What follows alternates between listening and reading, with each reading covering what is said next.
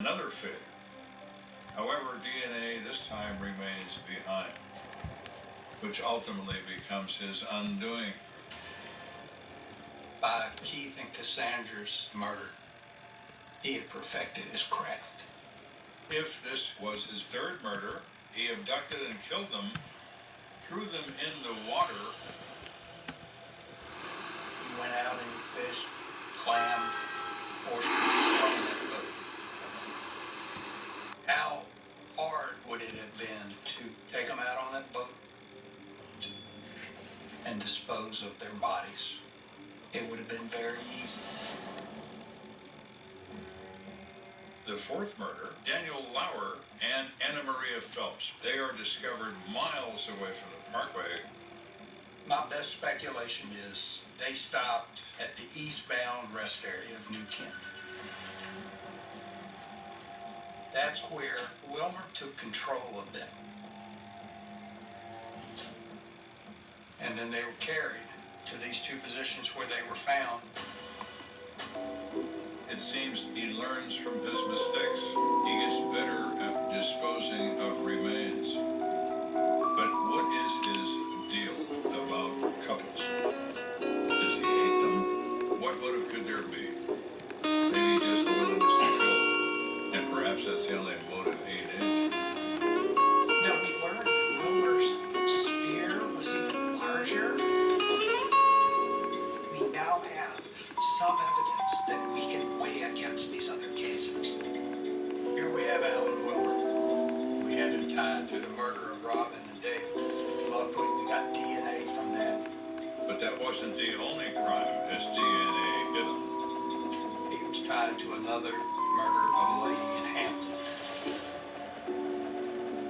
There was a 29-year-old woman named Teresa Howell who left the nightclub and disappeared.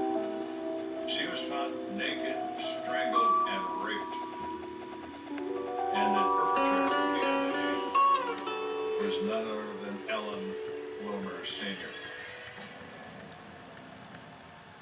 We now know that he killed people that were alone. So the net gets cast pretty wide to look at cases that this guy may have been involved with. Well, it's always difficult to say what will happen now. Will the DNA science advance further? Will they be able to determine something from some of these cases to link him directly to the crime? It's entirely possible. Prosecution will never occur. You can't prosecute a dead guy. But I hope he's facing some kind of judgment. Well, you would hope so. You would hope so. Perhaps he'd move to a higher court. If we had had hindsight and law enforcement in general, FBI, state police, Iowa County Sheriff's Office, this would have been handled different. But the only answers we can really for sure give is to Miss Howell's family, the Noblin family, and the Edwards family. The FBI and the Virginia State Police, they have not stopped. And I hope they can tie him to any and all of them. All of these families deserve answers. This completely destroyed my mother.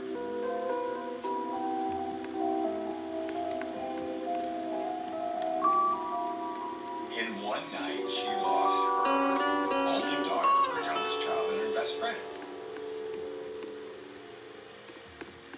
This is a solvable case. All it takes is time, attention, and resources. It's not something that we ever wanted to be burying a younger brother. Keith was just starting out his life. He had aspirations. He was a good kid. I hated that he didn't have the opportunity to grow up, and to have a family. I mean, that got robbed, Keith. He robbed him of a whole entire life. That was my big brother, man. Doesn't get any tighter than that. I mean, it's not fair.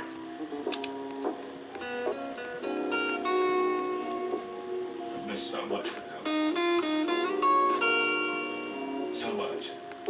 I know my life would be so much different if he was still in it. God, I wish he was still here.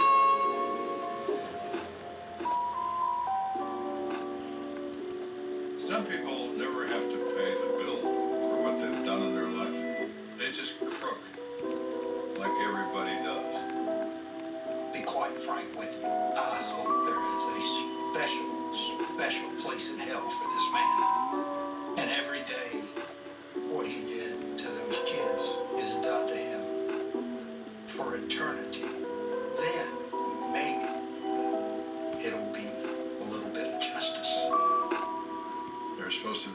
justice and punishment for always good.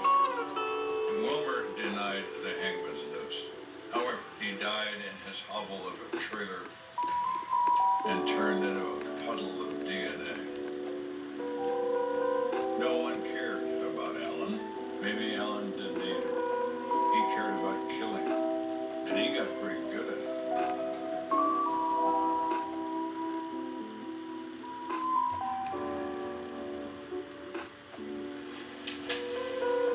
So what kind of things were these voices saying to kill someone? There are people in this world who are patently evil. My mind went to that. Someone took her. Someone is trafficking her. You don't have nothing to do with it? I just felt like I gotta solve this case. A lot of murderers are emotional. Like Terry Bush. Not him. He's cold as ice. How much worse would it be if we don't get who did this? And I'm like, what? What do you mean they've been murdered? We're not just the police, we're the murder police. When Kane busted a cap and Abel, did he send the uniform to take the report? No, he sent a fucking detective.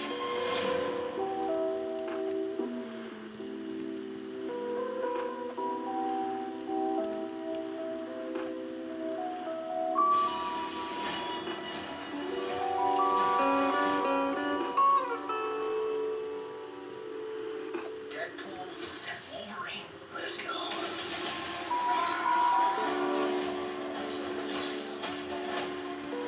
No.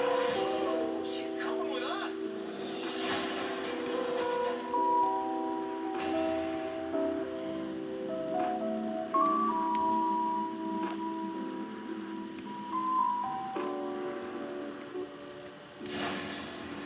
The last time anyone saw Sherry Krieger was October 12th.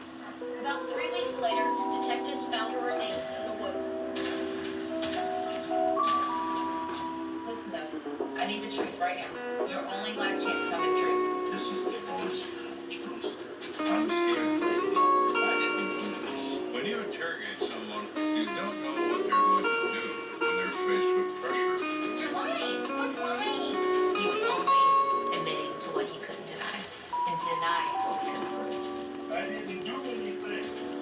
He's only capable of one thing, and that is rage. He's unpredictable and he wants people to fear him. He is banging his head as hard as he possibly can on the interrogation table. Wow, you're really crazy.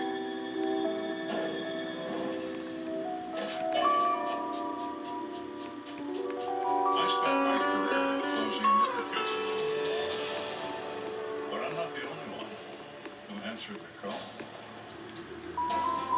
It takes a rare breed to solve the unsolvable, to catch a ruthless killer, to find justice for the dead.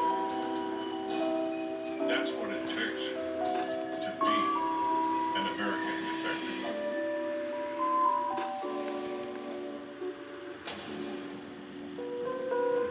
I'm Michelle Staley. I was a homicide detective back in 2012 for the Jacksonville Sheriff's Office. As a detective, I was in child abuse and sex crimes. 4 years of sex crimes really wears on you, and it was time for me to move on and make change. So